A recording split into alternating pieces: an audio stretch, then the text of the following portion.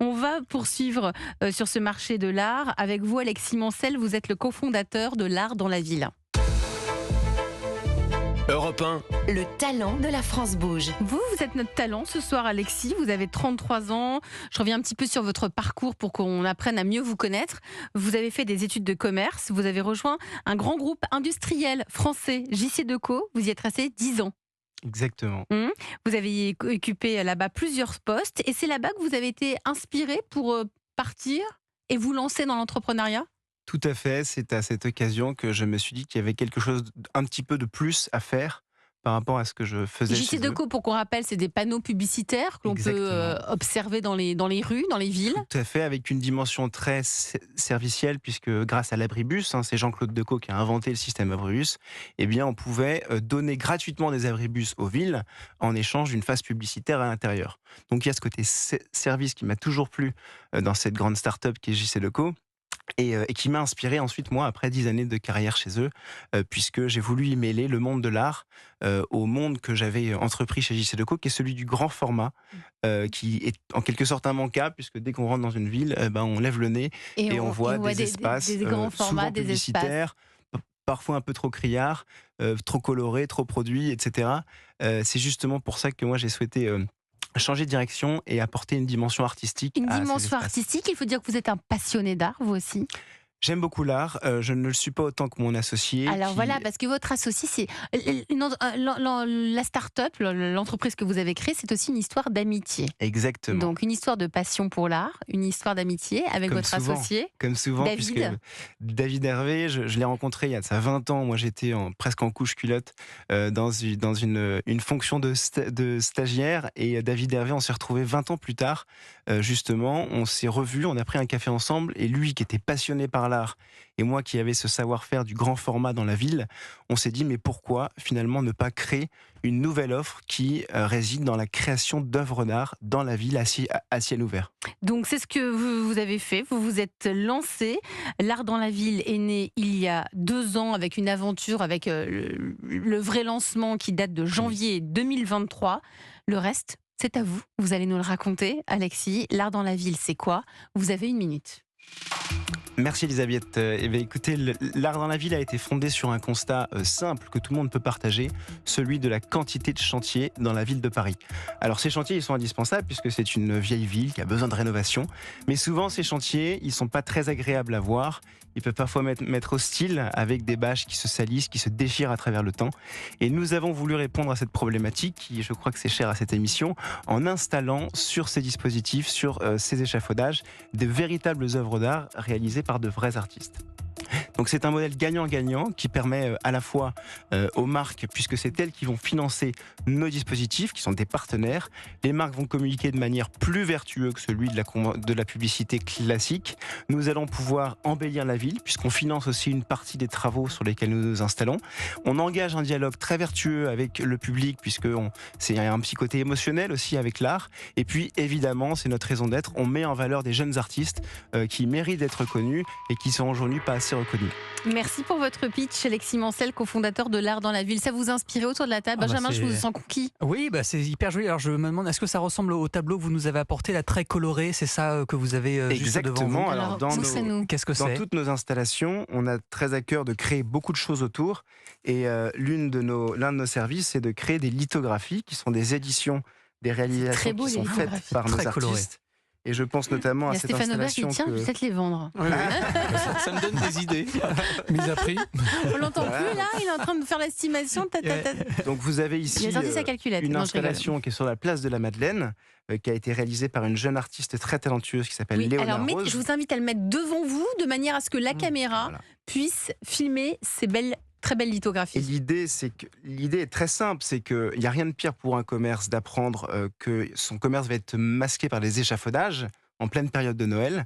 Et nous sommes allés voir Nicolas, nous lui avons expliqué que nous pouvions installer une œuvre d'art juste au-dessus de son commerce.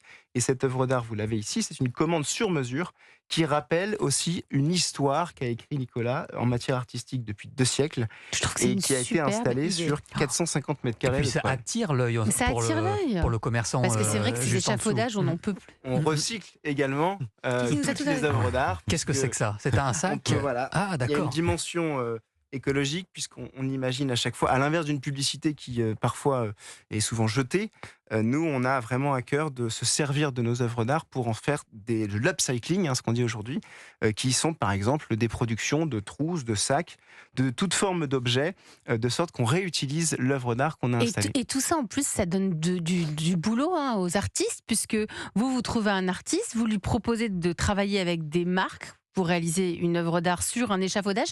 Il réagit comment, l'artiste, en général, quand vous lui dites, bon, c'est pas une galerie là, mais c'est un échafaudage? Il dit rarement non. Non, mais c'est vrai, c'est pas sa première, il son dit premier rarement objectif. non, mais nous, on a vraiment à cœur de faire émerger de jeunes artistes.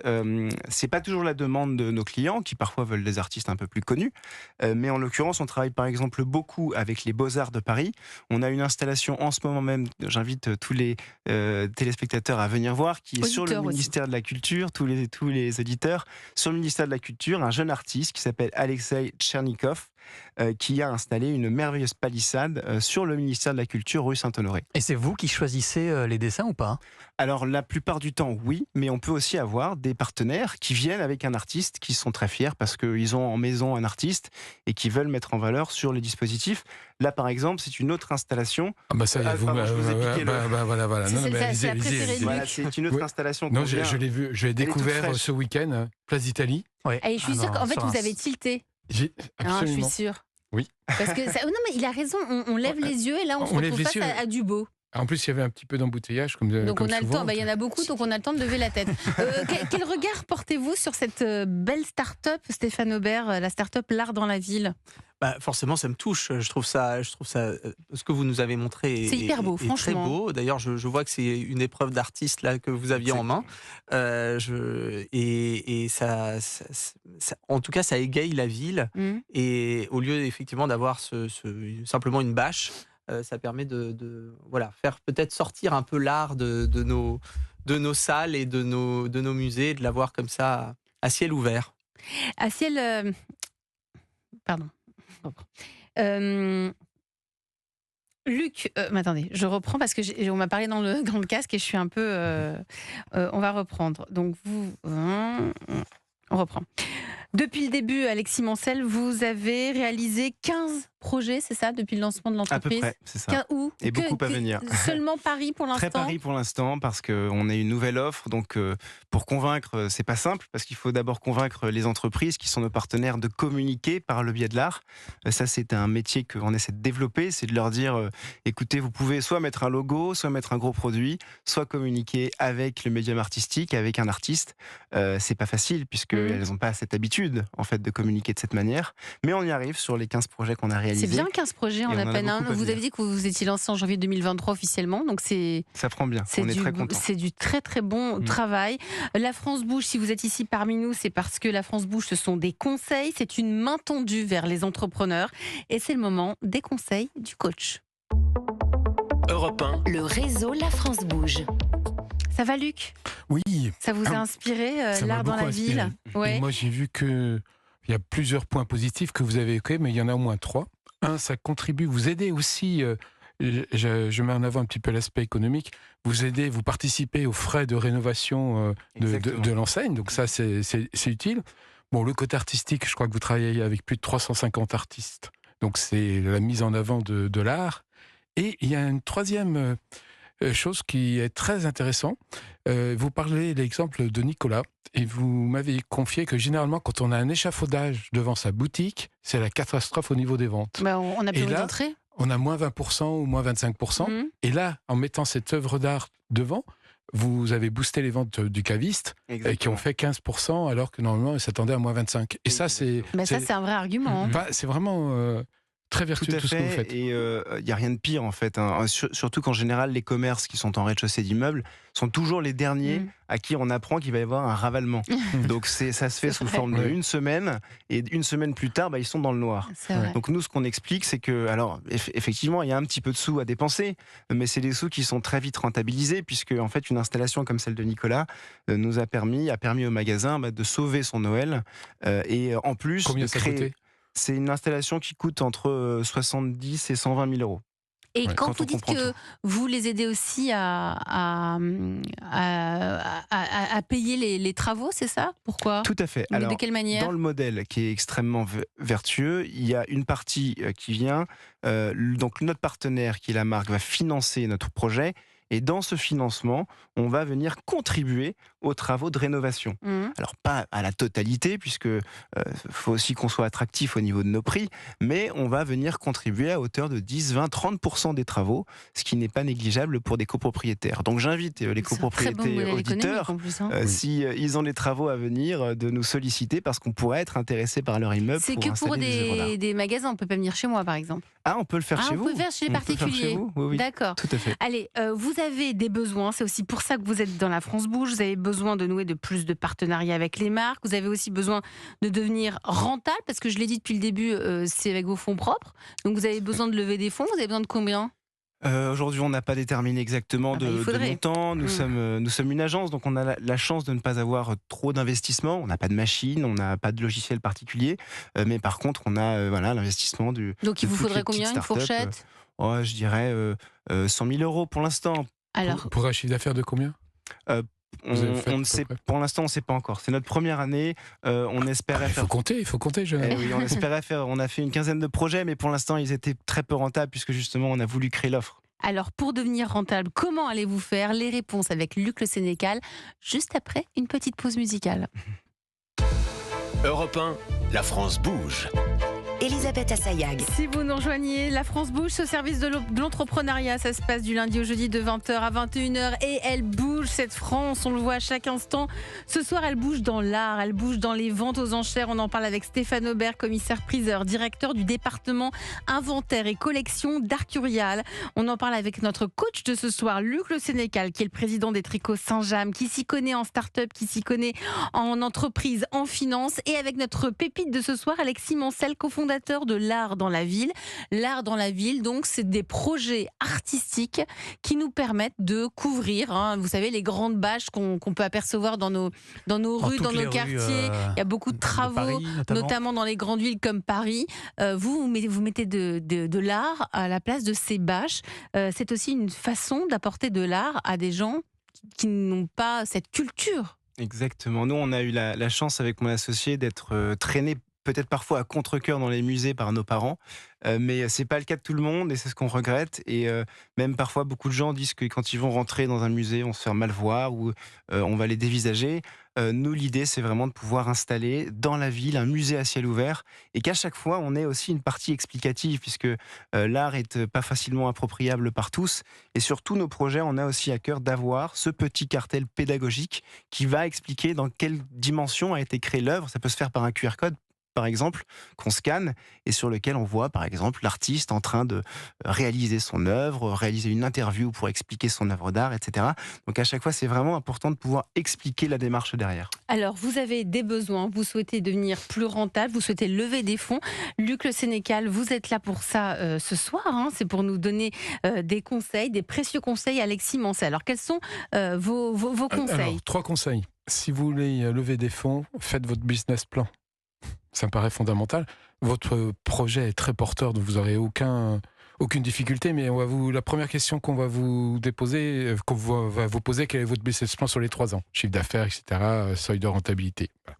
Deuxièmement, vous avez un atout extraordinaire, c'est beau ce que vous faites. Donc, utilisez davantage vos réseaux sociaux. Je suis allé voir, bon, c'est pas encore top. C'est faiblard. C'est faiblard. Ouais. Et projeter, par exemple, j'ai appris en discutant avec vous que l'œuvre qui est Place d'Italie, elle est éclairée la nuit. Bon, moi, je suis passé à la journée, je n'ai pas vu. Donc, tout ça, vous pouvez faire un petit film Bien sûr. pour susciter l'engouement de vos futurs clients. Tout à fait. Et puis, vous l'avez dit tout le long de l'émission, mettez en avant votre engagement social. Parce que les auditeurs, tout le monde veut s'engager On n'est pas socialement. une association, mais presque en fait. On a envie de promouvoir les artistes.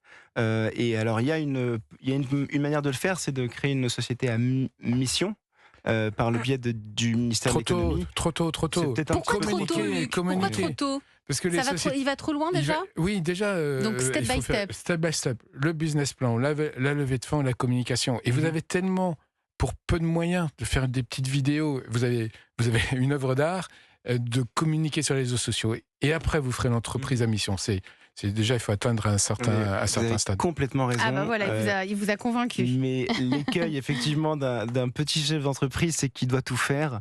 Et on est un peu au four et au moulin en permanence. Et trouver le temps de communiquer, alors que pourtant, on a plein de belles choses à montrer, on a du mal à le trouver. Oui, mais il y a 20 ans, c'était difficile. Il fallait des budgets, vous qui venez chez Leco. Mais maintenant, en 2 clics, avec surtout que vous avez la matière. D'ailleurs, on recherche des stagiaires. On recherche des stagiaires en communication. Vous êtes combien aujourd'hui ? On n'est que 2 dans cette petite agence. Ouais. C'est le début, c'est normal. On n'est que 2, mais on s'appuie sur une trentaine de prestataires qui sont des gens formidables avec lesquels on travaille, qui ont un savoir-faire extraordinaire sur le grand format, les grandes impressions.